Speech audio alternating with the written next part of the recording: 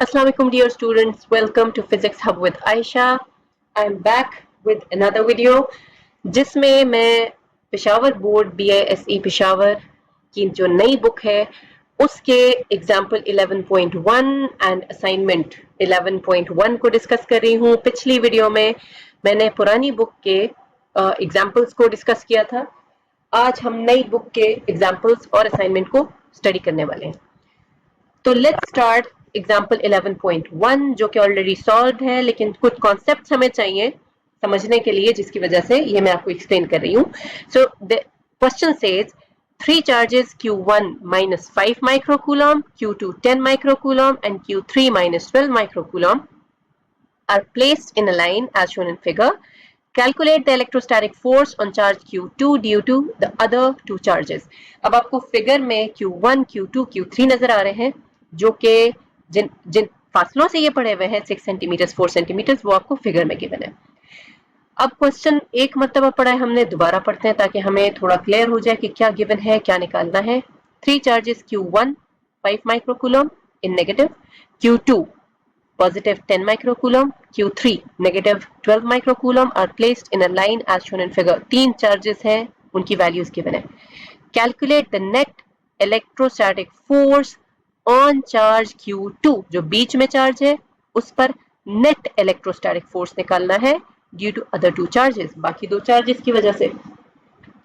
तो अब आप यहाँ देखें, पहले जरा हम ड्रॉ कर लेते हैं फिगर, क्योंकि फिगर ड्रॉ करने की जो आदत है दैट इज वेरी इंपॉर्टेंट, ये बहुत इंपॉर्टेंट है। Q1 है, यहां पर हमारे पास Q2 है and we are the third charge given Q3। Q1 हमें कितना गिवन है, -5 माइक्रोकूलम।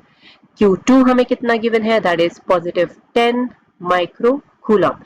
Q3 हमें गिवन है -12 माइक्रोकूलम। इनके बीच में जो फासला है दैट इज 6 सेंटीमीटर्स, और ये जो फासला है Q2 और Q3 के बीच में दैट इज 4 सेंटीमीटर्स। अब आप देखें Q1 की तरफ से जो फोर्स अप्लाई हो रहा है on Q2, this is negative charge, this is positive charge, so negative will attract positive. इस डायरेक्शन में फोर्स अप्लाई हो रहा है, force on Q2 because of Q1, और Q3 भी फोर्स अप्लाई कर रहा है। Q2 पॉजिटिव है, Q3 नेगेटिव है, again it is also attracting Q2 towards itself.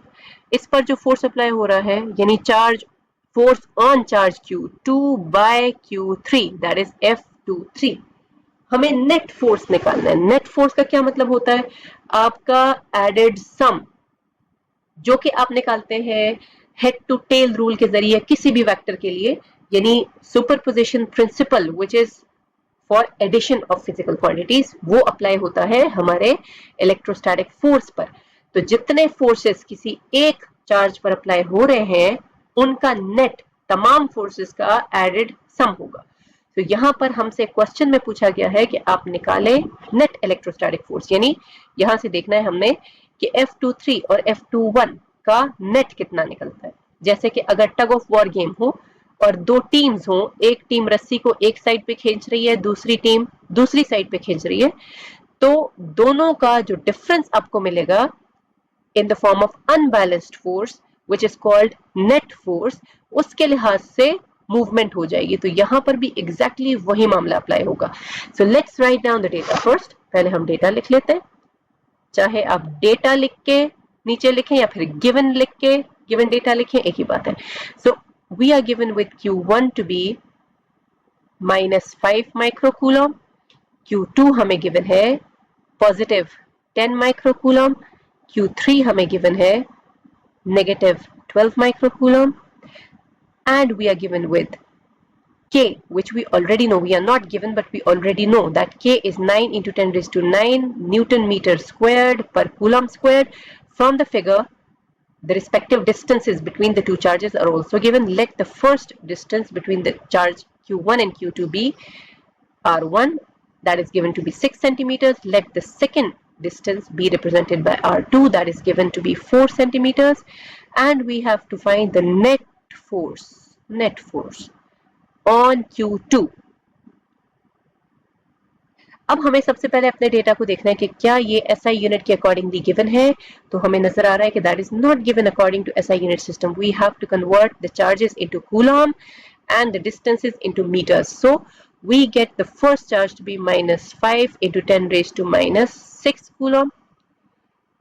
This one 10 into 10 raised to minus 6 coulomb. Then 12 in negative into 10 raised to minus 6 coulomb. And this 6 into 10 raised to minus 2 meters. Centi prefix की value 10 raised to minus 2 है. Simply 4 into 10 raised to minus 2 meters. So net force निकालने के लिए पहले हम निकालेंगे F21, फिर हम निकालेंगे F23 और फिर हमें इनके ऑपोजिट डायरेक्शन से ही समझ में आ रहा है कि हमें दोनों का डिफरेंस निकालना है. So let's first find out F21 which will be KQ1 Q2 by R1 squared. Let's put the values. 9 into 10 raised to 9. Q1 is 5 into 10 raised to minus 6. Q2 is 10 into 10 raised to minus 6. हमें negative sign attraction या फिर repulsion के direction के लिए चाहिए था, तो वो हमने यूज कर लिया. अब मैग्नीट्यूड के लिए हम नेगेटिव साइन को कंसिडर नहीं कर रहे because we are interested in the magnitude only. So R1 squared, R1 कितना है 6 into 10 raised to minus 2, इस पर आ गया square. So let's multiply these and then divide. Let's see what do we get. Let's take out the calculator and let's divide all these to see what value will we get. चलिए calculator निकालते हैं. Let's multiply all the values together in the numerator. 9 exponential 9, then again bracket 5 exponential minus 6, then again bracket 10 exponential minus 6, and that's it. We are given with 0.45. Numerator में हमें क्या मिला? We got 0.45. This has to be divided by 6 into 10 raised to minus 2 squared. अब आप अपने calculator में कभी भी ये जो वैल्यूज हैं सारी, इनको आप कभी भी एक साथ मल्टीप्लाई और डिवाइड ना करें. ये जो वैल्यूज हैं सारी, क्योंकि जब आप यहां से डिवाइड करेंगे तो वो सिर्फ इस फैक्टर को इससे डिवाइड करके बाकियों से मल्टीप्लाई कर देगा. सो बेहतर है कि आप इनके लिए इक्वल दबा के यहाँ पे अलग से वैल्यू लिखें एंड देन डिवाइडेड. ठीक है, तो हमने यहाँ पे आंसर जो है वो निकाल लिया है by pressing the equal button. तो now divide the answer by bracket लगाना ना भूलें ताकि आपको किसी किस्म की जो गलत वैल्यू है आपकी वो ना निकले. सो 6 इंटू 10 रेज टू माइनस 2, इस पर भी स्क्वायर है तो x स्क्वायर्ड का बटन जो है वो प्रेस कर लिया. We got this to be 125. तो F21 हमारा कितना आया? F21 comes out to be 125 Newton. अब हम आगे बढ़ते हैं सेकेंड फोर्स के साथ. सेकेंड फोर्स हमारा क्या है? सेकेंड फोर्स है F23. सो F23 कैसे निकलेगा? F23 will be equal to K Q2 Q3 by R2 squared जो हमने कंसिडर किया है. So F23 will be equal to 9 into 10 raised to 9. Q2 is 10 into 10 raised to 6 in negative. Then Q3 we are given with 12 into 10 raised to minus 6. And these are needed to be divided by R2 squared. R2 squared हमारे पास कितना है? 4 into 10 raised to minus 2 squared. Now let's again multiply and divide the values. Let's see what do we get.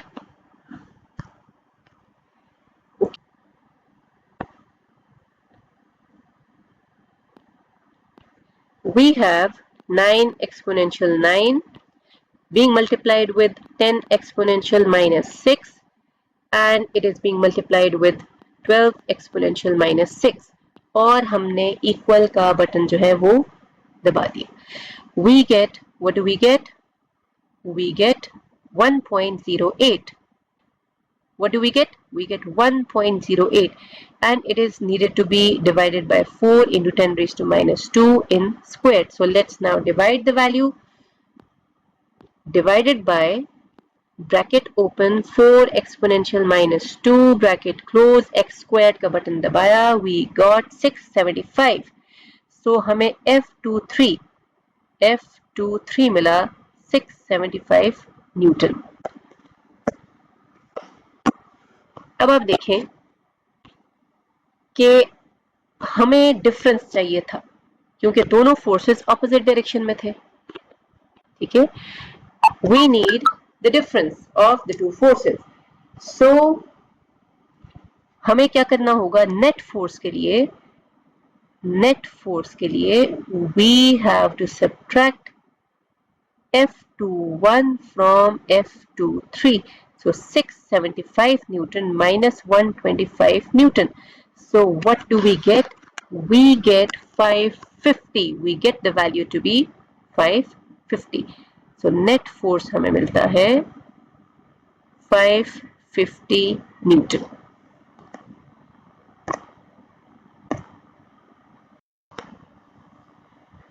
अब हम discuss करते हैं एक assignment 11.1 को। Assignment 11.1 क्या कह रहा है? 3 charges Q1 5 microcoulomb, Q2 10 microcoulomb and Q3 are placed as shown in the figure.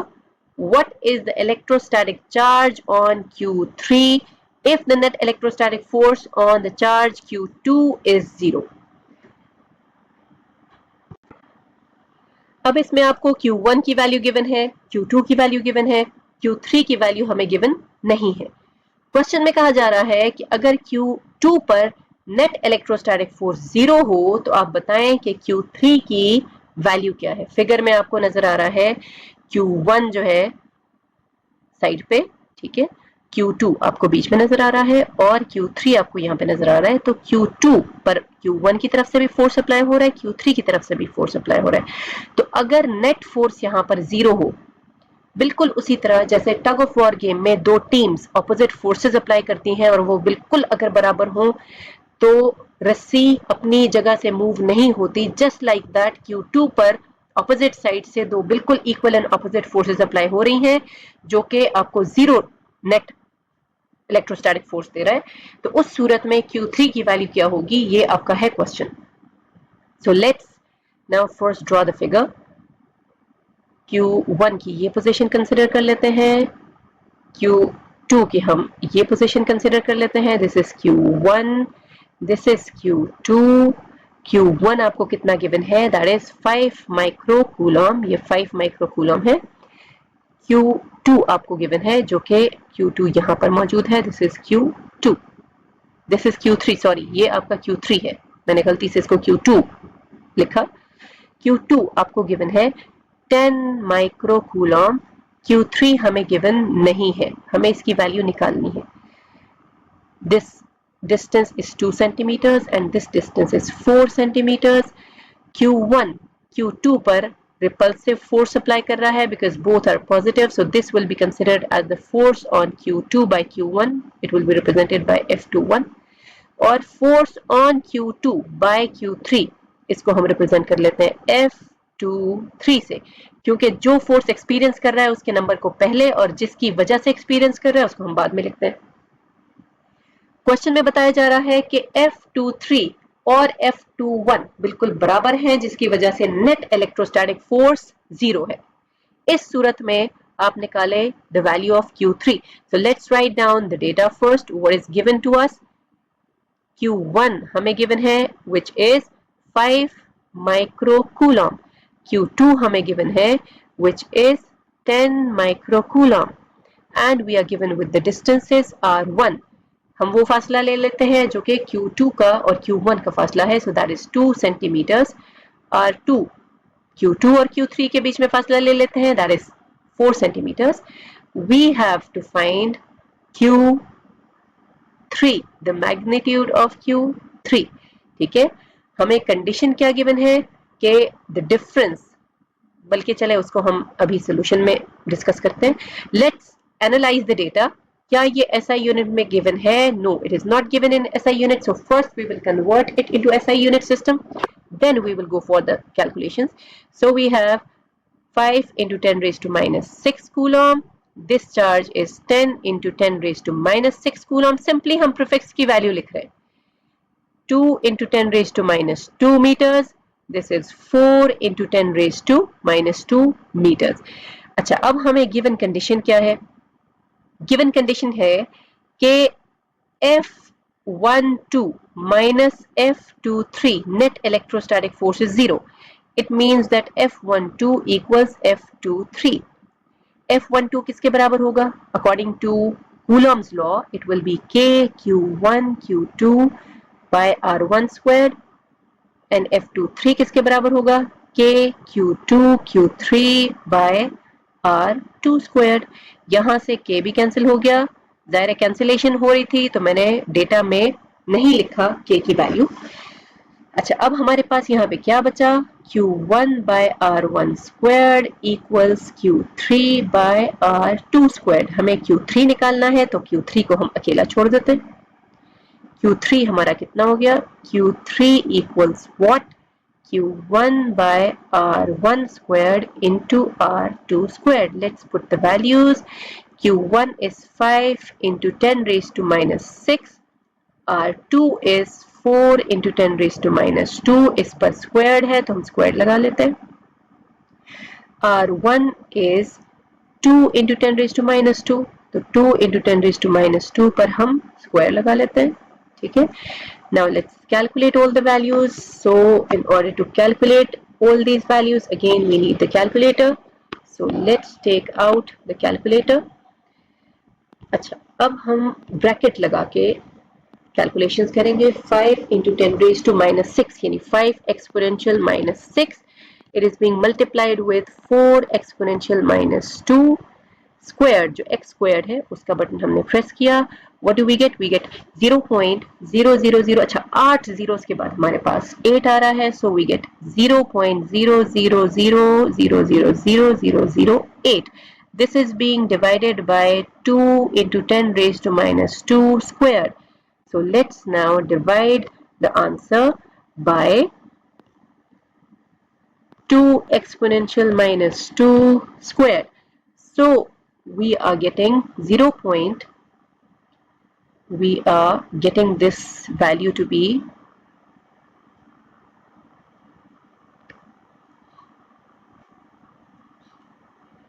0.00040 के बाद हमारे पास 2 आ रहा है.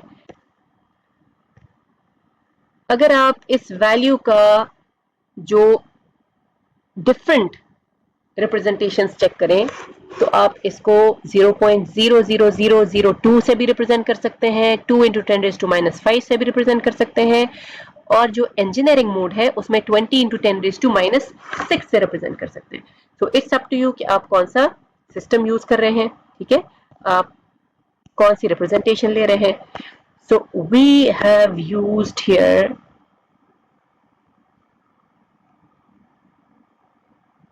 ओके, यहाँ पे हम पहले यूनिट प्लेस कर लेते हैं. The unit is coulomb. Now Q3 gets the form of 20 into 10 raised to minus 6 coulomb. लेकिन कन्वेंशन ये है, बेसिकली ये तो आपके इंजीनियरिंग मोड का रिप्रेजेंटेशन हो गया, लेकिन हमारे पास कन्वेंशन ये होता है कि आप फर्स्ट नॉन जीरो डिजिट के बाद डेसिमल प्लेस करें. तो हम इसको कितने टाइम्स शिफ्ट करेंगे जरा आप देखें. 1 2 3 4 5. ठीक है, अगर आप फर्स्ट नॉन जीरो डिजिट के बाद डेसिमल को प्लेस करते हैं तो हमें मिलेगा 2 into 10 raised to minus 5 coulomb. लेकिन अगर आप एक और टाइम प्लेस करेंगे तो आपको यहाँ पे फिर 0 लगाना पड़ेगा. ठीक है, और फिर हमें यहाँ पे -6 पावर जो है वो लगाना पड़ेगा. So we will get 20 into 10 raised to minus 6. तो अगर आप इस तरीके से वैल्यू लिखते हैं, यानी फर्स्ट नॉन जीरो डिजिट के बाद डेसिमल प्लेस करते हैं, तो भी आपका आंसर सही है. और अगर आप 20 into 10 raised to minus 6 लिख रहे हैं तो भी ठीक है, 0.00002 लिख रहे हैं तो भी ठीक है. But the best way is कि आप फर्स्ट नॉन जीरो डिजिट के बाद डेसिमल को प्लेस करें. So will get 2 into 10 raised to minus 5 coulomb. तो ये हमारे एग्जाम्पल 11.1 और असाइनमेंट 11.1 थे. अगर आपको मेरी वीडियो अच्छी लगी हो तो मेरे चैनल को सब्सक्राइब करना ना भूलें, मेरी वीडियोस को लाइक करें. If you find any difficulty in any numerical problem or in any type of calculations, do let me know in the comment box. इंशाल्लाह उसको मैं डिस्कस करूंगी आपके लिए नेक्स्ट वीडियो तक. अल्लाह हाफिज.